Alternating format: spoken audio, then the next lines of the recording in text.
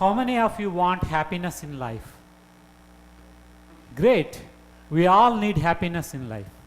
That's why we do everything for happiness. So there are three types of happiness: pleasure, passion, and purpose in life. Early in the life, we always look for pleasure, like I want to go for a movie. I want to be like a rock star. And later in the life, we look for passion. I want to become a doctor. I want to become an engineer. And at the end of the life, like all the great scientists, philosophers, they work at the level of purpose of the life. So today, I will tell my journey of happiness from pleasure to purpose of life.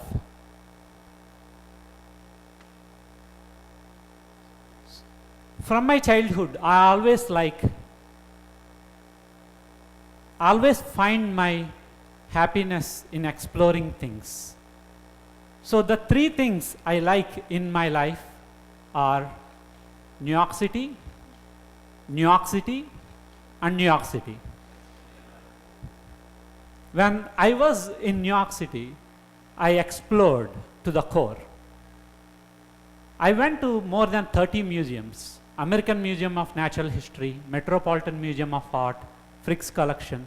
I went to Broadway shows, Yankee games, and I explored, like, I went to Central Park, Top of the Rock. I had a great time. I discovered my purpose, my passion in the life, that is human brain in New York City. Do you know how many neurons are there in the human brain? Just give it a try. What? Yes, 100 billion. And each second, human brain has capacity to do 10 to the power of 16 operations. It is most powerful than the most powerful computer available. So to pursue my passion in life, I came to Brown. So as a neurologist, I had an opportunity to see patients from 30 weeks to 110 years. So I saw great variety of cases.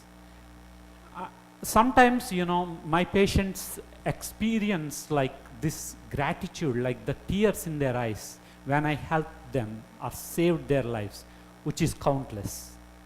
But the following cases I am going to tell you imprinted in my heart.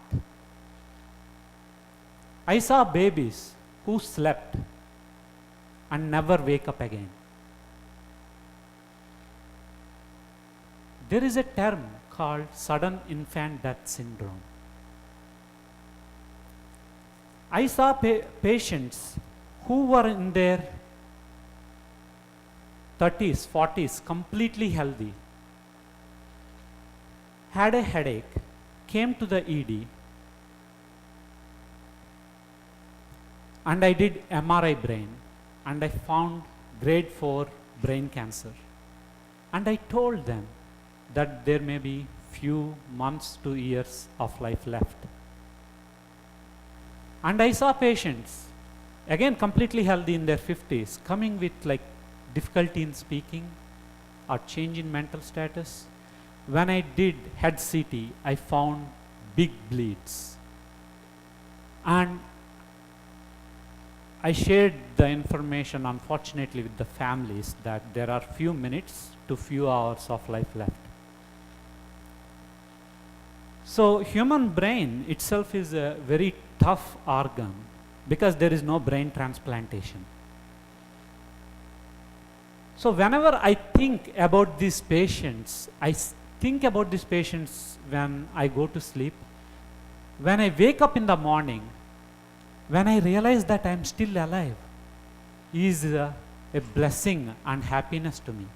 Eating, walking, talking, drinking, seeing, hearing, These are all like, you know, happiness to me. We just take granted all the little things that we are blessed with. So happiness is all about rediscovering all the little blessings we have already. So whenever I realized that the fragility of the life, I believe that I came here to share this, and rent this property for, if I am lucky, few years or few decades in life.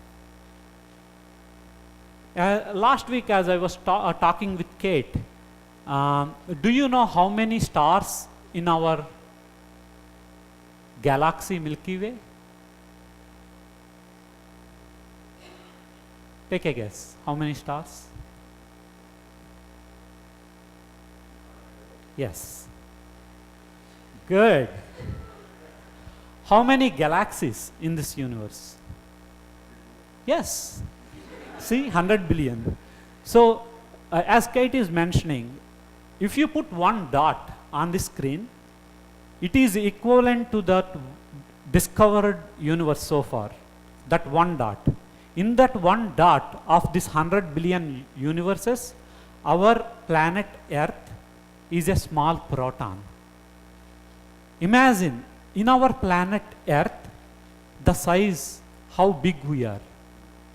But we all think that the entire world, entire universe, everything revolves us. I am the Superman. So I always feel that, you know, we should use this planet Earth resources in very loving way and in very sharing way.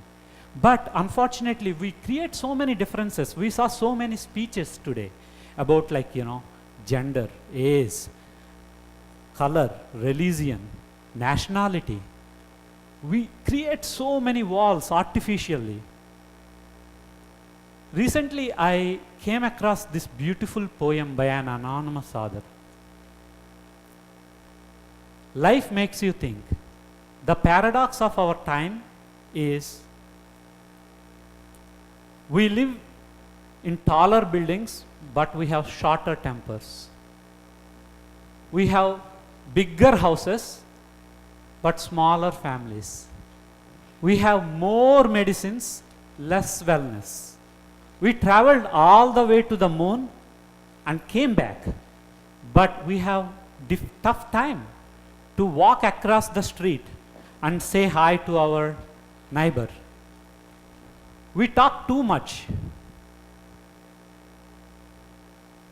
We love too seldom. We hate too often. We are adding years to life, not life to years. We conquered outer space, but not inner space. Life makes you think. Then, again, I found my purpose in life in New York City. While I was walking in subway, somebody gave me a card. I took that card and I am almost about to throw that card away. But I kept that card in my pocket, and exactly after 1 year, I was so bored. I took that card out and I was so intrigued. And it led me to the books of Srila Prabhupada. He is a monk from India. So Srila Prabhupada, he met his guru, spiritual teacher, in 1920s. So his guru said that happiness is not in our bank balances, in our beauty, in our degrees. It's nothing to do with external things or external pressures. It comes from within. It is in our spirit. The true happiness comes when you connect this spiritual energy to the universal energy our friend Kate is mentioning, like, you know, the one dot we discovered, the 100 billion galaxies, and there is so much that is not yet to be discovered. So connecting this spiritual energy within us to the universal energy is happiness. So he was really inspired by this mind-blowing concept. He, at that time, Prabhupada is like us, like, you know, he's in his career, and he literally waited for 30 years to mature himself to understand this concept. And finally in 1960s, as his guru said, like, go and teach and share this knowledge throughout the world.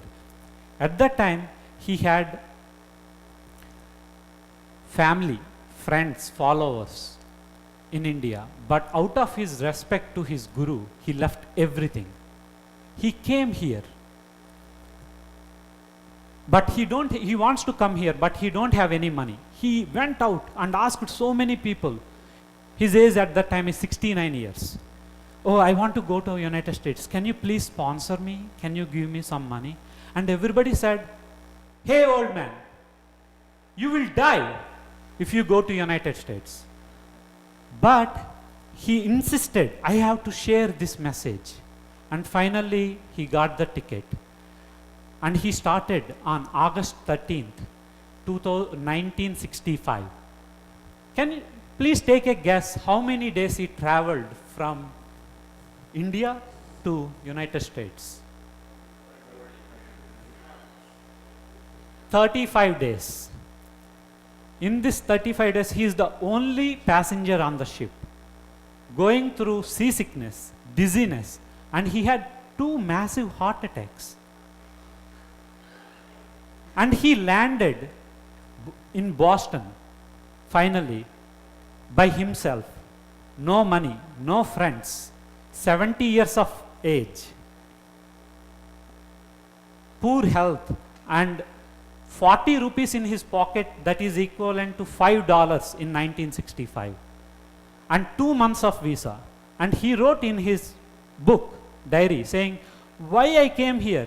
I left everything back.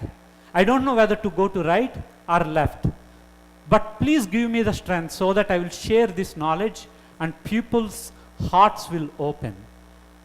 And finally he came to New York City, and he sat under the tree, and people started gathering. And he managed to get a small storefront, like our friend Max is saying, that there are like it's maximum 20 people fit in the storefront.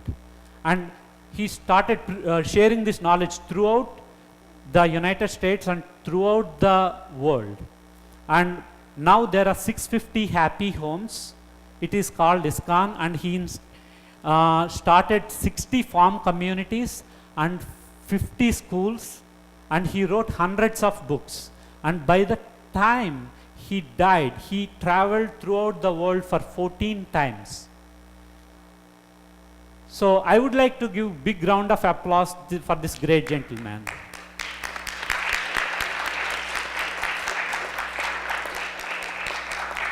So the science behind it is very simple. Happiness comes from within, not from outside. So how many of you heard the word meditation? Okay, let's do a small few seconds of meditation. Don't be shyful. Please close your eyes. Take a deep breath. Imagine that you are in the remote part of the soul island. You are by yourself. Nice sunshine, blue sky, blue water, soothing waves. And you are going deep and deep and deep into your heart, removing all the anger, lust, greed, ego, frustration. Now your hearts are coming up like a white lotus flower under a cool moon. Now you are just happy, blissful, beautiful, eternal. Just feel the loving emotion there. And let's start giving that loving emotion to the whole world. Take a deep breath. Stay there for a few seconds. experience that feeling. Now you can open your eyes. How is the experience? I didn't give you any tickets for Super Bowl or anything, but you just closed your eyes and focused on your spiritual energy and you feel awesome. So what is the science behind it? It is like the five horses representing 5 senses. So my tongue is saying, go and eat in kebab and curry or east side pockets. And because the senses are very tough to control, and my mind gives instructions to the senses, and my mind is saying, no, go to Providence Place Mall and watch a movie. And mind is always like, it's very tough to control. And finally intelligence is saying, oh, you are giving a TED talk, so you should focus here, right? And finally, the spirit, which is sitting there, like the thing you just sensed, which is just observing all the drama, everyday drama we go through, that is eternal, blissful, happy. You don't need anything. So that is the whole concept and science behind this meditation. So how many of you know about this? What is this animal? It is a musk deer. So it travels throughout the forest, walking across. Where is this good smell coming from? Where is this good smell coming from? It lives throughout its life, and it never finds the happiness, and it never finds the good smell, and it dies usually, like without finding that good smell. Actually, that good smell is coming from the musk deer. So in the same way, happiness is coming from within. It's not related to outside. So there are different types of meditations. One of the meditation Prabhupada said is mantra meditation. You can do like 2 rounds with me. Just repeat with me, okay? Hare Krishna, Hare Krishna, Krishna Krishna, Hare Hare, Hare Rama, Hare Rama, Rama Rama, Hare Hare.